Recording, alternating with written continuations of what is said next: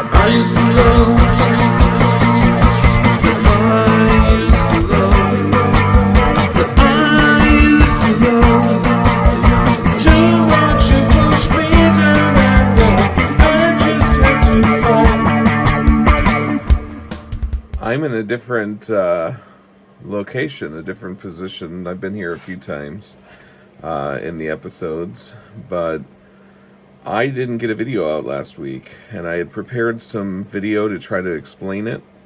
I'm gonna not use that for right now, but there's a lot going on, and I can't get into a lot of it right now. Other than to say there are some changes coming, and there's been some scary things that I've been working through, and I destroyed my video editing machine. I guess when you're working on an older piece of machinery and you start jostling around electronics, you should probably consider that there's a possibility that it won't start up when you get done working on it. So, this actually kicked me in the rear a little bit to work on my MacBook and get back to Final Cut Pro. I've been using another piece of software for the channel ever since it was built up, even though I've had Final Cut Pro for years. So we're going to try it with this episode. Hopefully it goes well. It's been a while since I've used it. And I bought a replacement motherboard in hopes that I could resurrect that past machine, although I think it's destined to become a Linux server.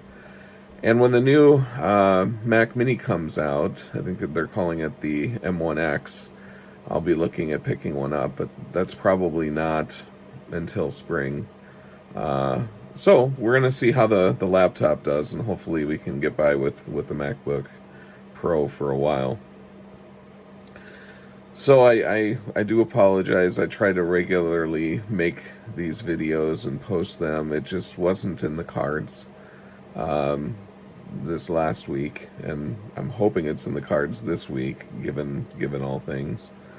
Don't worry about any of the things that are going on here. It'll be okay. And I'll tell you more about it next time. So let's get at it.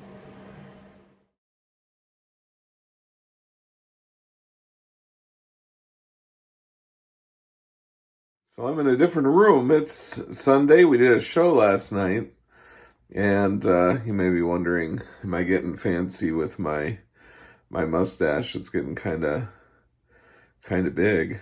The truth is, I am gonna go do some parading today, so you're gonna get to see me getting into my alter ego. I think many of you know that I'm a Shriner, but if you don't, I'm a Shriner, and I parade to help raise money for the Shriners Hospital for Children. And I'm a member of a few different units that do that. There's the Cycle Patrol that does kind of stunts on motorcycles. The Daddy-O's, that is a drift trike unit. But today, I will be dressing up in clowns. So we work on our personas for our clowns that kind of have a backstory. At least that's what I've been told to do. And my clown's name is Tinker. He is what's known as a tramp. It's like a hobo clown from the Depression. If you've ever seen Red Skeleton, he had a character that was like this. And so stuff like this, I probably won't carry this today, but it's very fitting. And actually this cigar box guitar is another good example. See me in a video or two kind of hamming it up with those. So we're going to go back to my costume area where I store things, and I've got some pieces with this theme in mind. Tuxedo t-shirt is the first part of it. You see, my idea was Tinker is somebody that doesn't have a lot of means, but still tries to make fancy things or feel fancy, and thus his tinkering with things. And actually, I have a lot of great respect, probably because my grandparents came from the Depression era, and the creativity people had during that time in order to keep themselves fed and entertained. So the tuxedo shirt's the first part. Now you'll notice I'm wearing sleeves with that. And that's part of clown rules, that you're not really supposed to show any of your real skin. I'll even have a concealer on my face, even though it's going to be skin toned. And I'll have gloves over my fingers. This will be my lapel pin. This came from one of my clown friends from up in the cities, and it's one of my treasures. Any guesses on what this is? It's a built-in washer and dryer. Of course, Tinker always has big plans. So to write down his big plans, a big pencil. Okay, so there's the main getup, and I'm just wearing some cargo pants. Today's going to be kind of a minimalist setup. I was out late last night doing a show. So that's a toolbox, but it's not tools in this one. This would be my makeup. So we're going to get to work on that. Then we get a lot of weird stares as I travel out to the parade site. I always have a small mirror in my kit just in case I need to do some adjustments. A good variety of tools. Cotton balls are important. Q-tips are extremely important to make adjustments. Powder will help us set the makeup when we're done. And then I've got various makeup removers for the end of the day. So the makeup for a tramp clown is based on the hobos. And you'll have a rosy nose and cheeks. And they'll be white around my eyes because that's what happens. It's to simulate, as they wipe through their eyes, the soot from the train being wiped away. I'm putting on a little bit of eyeliner, which is my least favorite part, but it makes your eyes pop a little bit. And I've got a couple of guide marks for my eyebrows. I use this to draw my eyebrows on, and it's pretty rough right now. I'm looking to make sure that they don't look too sinister, and not only can I use this to put those on, but I can use them to thin them up and make some edits to round them out by using the other end and a little bit of spit, and it becomes an eraser. Concealer on, and typically what I'm trying to do is work from darkest to lightest, which wouldn't really work, I don't think, for a white-faced clown. But for a tramp, being that they're kind of grubby from soot and things like this, it kind of works. Although I see my eyebrows are still a bit uneven. I'm trying really hard to not have jagged lines, or I really don't want to look sinister. You know, we don't want to scare the kids. We want to make them smile. So do a little bit of evening there, and it'll look a little bit less menacing when I get the white around my eyes, and I usually do white on my lips. I do have the concealer on, as evidenced by I have an age spot. I guess I am getting old over here. That's now hidden. I know why ladies now wear concealer. There's some of the white makeup. I'm going to do a lot of blending now, but I've got my lips on. I've got them downturned a little bit. That's pretty typical for a tramp. Remember, they're typically down and out and things of this nature. But I left enough that I can still smile and people don't automatically think I'm sad. I'm going to leave the red of my nose and the cheeks for last, but I'm going to blend up into my eyebrows. And this is one of the key mistakes I made when I first started out as a tramp, is I was trying to do very clearly defined edges like you might see on some of the other clowns. But I was reminded you're rubbing, so you want to blend these things. I am with some of my blending, and it can be very easy to overwork the makeup. Let's see, I've got a little unevenness over here. I'll fix that. And then sometimes people put freckles. I'm not going to do that today. And I'm going to fill in some black down here. And then it'll be to my wig. Something I didn't tell you about, but I'll tell you now, is at the end of this, there's a spray that you put on to set your makeup. And then you use a powder puff. And in this case, I've got a sock that's filled with powder. And that helps to set the makeup. And I just use a brush to brush off the excess. And there I am with my new hair and my nice little hat, and we're off to the parades. I have no idea where we're going. Follow each other and all get them together. Yep.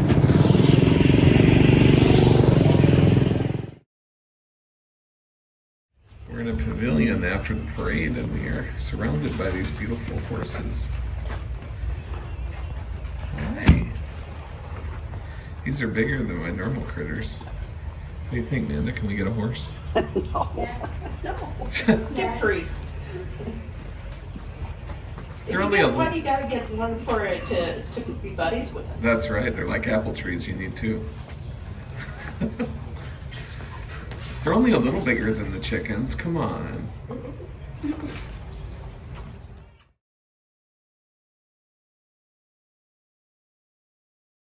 It's like this. I'm glad they're horses and not bulls, because all I need is a barrel to complete this outfit. This is my friend Carl's ride, and I asked him while we were parading today if he wanted to trade. What a sweet ride. Very cool. One of the most therapeutic things that I do is building. And gotta get that aligned, I guess. And it doesn't matter if it's motorcycles or computers, friendships. And it's interesting to me because I've run into some people who try to make builders seem like something that's less than those who don't build. In other words, builders are less than these folks with all these wonderful ideas. And I guess I just wanted to take a minute and recognize that I've always loved building new things, and an idea is only so good as it can be realized. And if you are somebody who comes up with ideas and exercises them by actually seeing them through, I want you to know that you're a very special person, regardless of what you're building or what anybody tells you, because very, very few people dare to dream and follow through to see their dreams come true. Now I'm performing some surgery. This is the video editing machine, which is why there wasn't a video out this morning. It's been kind of a rough week, and I'm just trying to get this thing transplanted into this beautiful new rack mount case with places where I can hot swap drives. You saw me build another rack mount case. The other one was 3 U's high. This one is 4, so this one's a little bigger. If you're a friend of mine from IBM, you'll understand why I thought it was funny that one of my cases has red covers and one of my cases has blue covers. And even though I've never owned an AS400, if you're an AS400 person from the right era, you'll understand, I think, that reference to the covers. Regardless, both the machines, well, it shouldn't, I gotta think. Yeah, both of them are actually going to run Windows 10. Kind of a necessary evil. I would probably choose Linux if left to my own druthers, but both of the systems that are in the rack have special missions. And I've also got a Dell server that's already in there that is running Linux. And as you know, I've been working on the mini Raspberry Pi version 4 supercomputer.